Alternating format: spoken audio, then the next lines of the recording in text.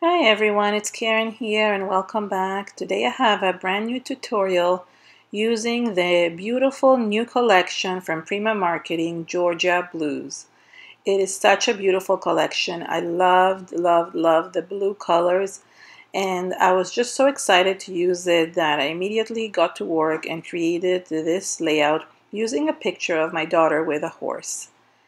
I use lots of flowers and other embellishments to embellish around the photo. Here are some of the products that come with the collection. There's a 3x4 journal cards. Then I also got a 6x6 paper pad, some chipboard pieces, which I love and I want to use for this layout. Then there's also some stamps, and the stamps come with a small stencil. I think it's 4x4. And it also comes with satin crystals, and there's an 8x8 paper pad that I don't have. There is a A4 paper pad and the 12x12 paper pad, which is the one I'm going to show you today, and I'm just going to go through all the different pages. The first page is definitely my favorite, and I'm going to use it in this layout. I will use parts of it, not all of it, and the back of it is really nice and plain, which is beautiful to create any layout on top. Then there's this wood grain flowery paper and a lot of foiled papers. So there's papers that have little gold foil on them, which are beautiful. There's a lot of shabby chic images with flowers and birds and butterflies, and just really beautiful. So I love this collection. Every single page is more gorgeous than the other. And it looks also vintage. Some of the pages have like really nice vintage stamping or designs on them. And you can use also these because they have like cards and stuff like that. So to show you a little bit of the flowers, I have a few packs of flowers that match the collection. There's also some butterflies. One of the flower packs has a stencil, which is really cool, and I'm going to use that stencil as well in my layout. So I love the new designs of the flowers. They have this really nice vellum paper inside of them, so you can use those as well for your projects. And on top of it, some of them come with the stencils, which is really nice. So I'm really excited to just work with this collection. It's just so beautiful.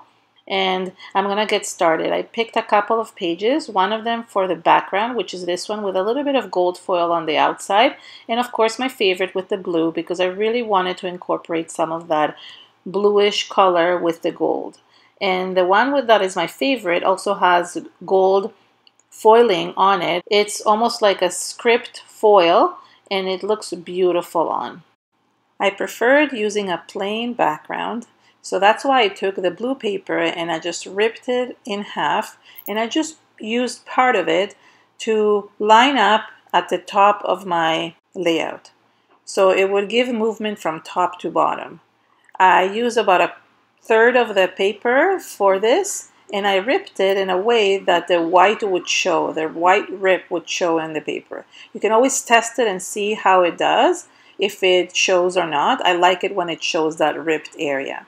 And all I did is just glued it to one side, to the right side of my layout. I really wanted to have a plain background because that would help to bring in some white space. You can't have such a busy page because it's really hard for the eye to go into different areas of the layout if you have such a busy pattern. I grabbed a small brick stencil from the flower pack, and then using some Prima Bear paper paste and my silicone brush, I started adding it to the edges of the blue paper. Not everywhere and very randomly. So I didn't want to cover all of it. I just wanted it to look distressed and make it look as it's a brick wall coming out of the page. So I went around and added it to different places on both sides of the paper. The trick to getting it uneven is to make sure you don't cover the whole stencil, so only add it in certain areas, usually thicker in the middle and then thinner as it goes up and down the stencil. You can move the stencil around from one area to the other. It might muck up the paste a little bit, and if you don't want that to happen, then you can wash your stencil in between applications. I do not do that because I like the distressed look, and that's okay with me. But if you really don't like it, you can do that, of course. And you can move the stencil around to extend the brick area towards the different areas. So in the middle, I wanted to extend the brick towards the center left, So that's why I moved the stencil that way as well. I heat set the paste really well, and then I grabbed a few journaling cards from the journal pad, and I wanted to use them as framing for my photo. I printed a 2x3 photo in my Sprocket, which is just one of the printers that I use, and I knew that it would fit perfectly into one of these journaling cards. However, I wanted to cut them up and kind of staple them around to create a layered background, a layered frame for my picture and mat it all up. So it's really easy. I just gather a few of the papers, cut them up if I need to, and then staple them. I learned this trick for one of my crafty friends, Rika, and she taught me how to do this, and I found it really helpful when you want to create a quick frame.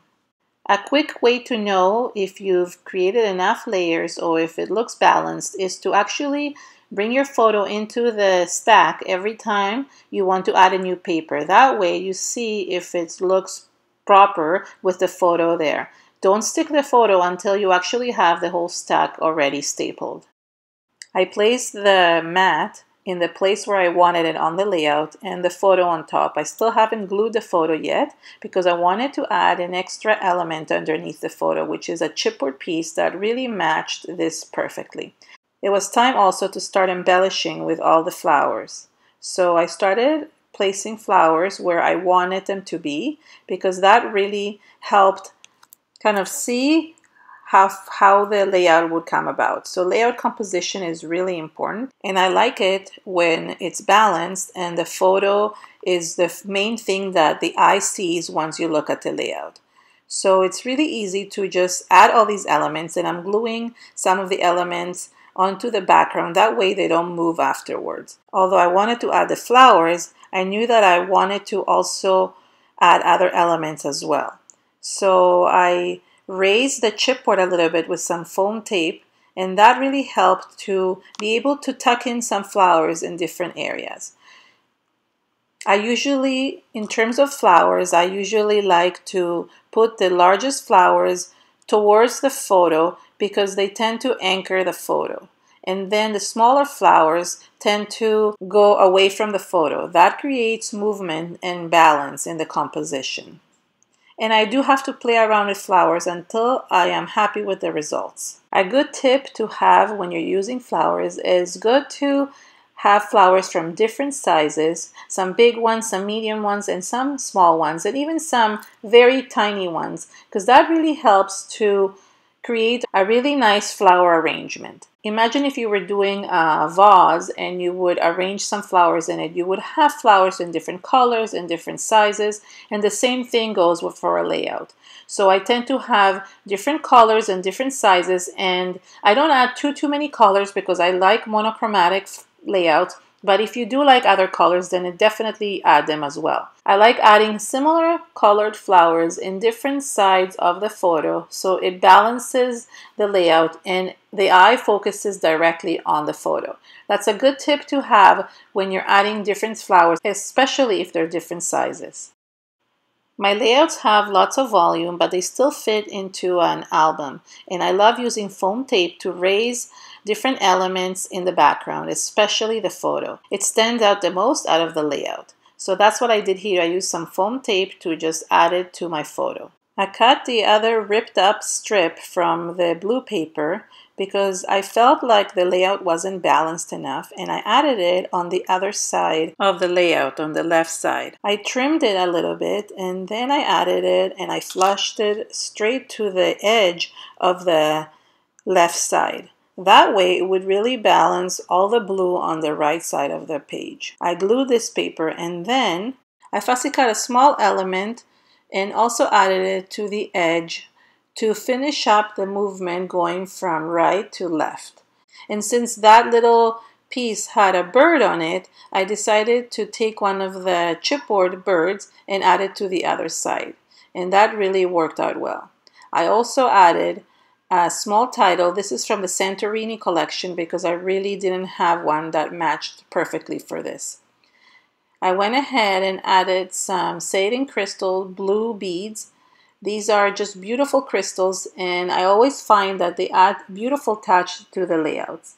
And it's really nice to put them in different places. That way they really add a little bit more texture to them as well. One of my favorite things to do to add soft texture to any layout is to actually put some cheesecloth in between the flowers. I love fraying the cheesecloth and making little wisps out of it. It gives it such a soft look to any layout. So I just tuck it in between the different flowers and embellishments to really give that extra texture. Then I took the paper texture again and the brick stencil, and I added some texture on the opposite side of the layout. This is really important because it really helped balance everything out. It looked too blue otherwise, and it didn't match the rest of the layout. That way I could still get those beautiful blue elements, but it matched the center underneath the photo. Then I took the extra texture paste that I had and I added some of it on the rims of all the flowers to add some really nice white texture on each flower. That really helps tie in the layout and makes everything stand out. It almost leaves highlights on top of the flowers and makes it match the rest of the paper. Finally, I also wanted to add a few golden elements in the middle of the layout, so I took the Tea Stain Color Boom spray and added some splatters to the background. Thank you so much for watching. If you liked this video, give it a thumbs up and share it with your friends on social media. For more inspiration, visit the Prima Marketing blog and my blog, KerenTamir.com, to find more inspiration and more projects. Thank you so much for watching and have an amazing day. Bye!